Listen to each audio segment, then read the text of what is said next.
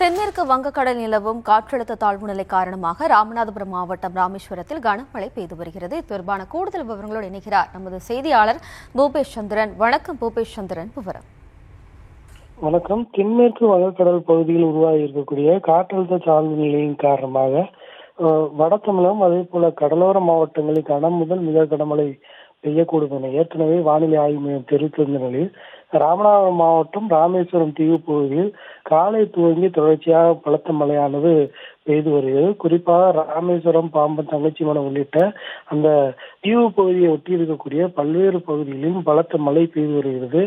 எதிரே வரும் வாகனங்கள் தெரியாத வண்ணமாக மழை பெய்து வருவதால் சாலையில் செல்லக்கூடிய வாகனங்கள் முகப்பு விளக்குகளை எரியவிட்டவாறு செல்கின்றன. மேலும் அந்த கடலுக்கு மீன் பிடிக்க செல்லக்கூடிய மீனவர்களுக்கு ஏற்கனவே 45 முதல் 60 கிலோமீட்டர் வேகத்தில் காற்று வீசக்கூடும் என அந்த மீன்வளத்துறையின் எச்சரிக்கையை அடுத்து மீனவர்களும் கடலுக்கு மீன் பிடிக்க செல்லாத சூழலை நிலவுகிறது.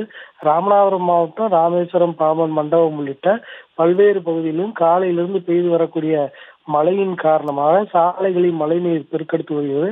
இந்த மழையின் காரணமாக பொதுமக்கள் தங்கள் வீடுகளுக்குள்ளேயே முடங்கி இருக்கின்றனர் என்பது குறிப்பிடத்தக்கது. விவரங்களுக்கு நன்றி பூபேஷ்.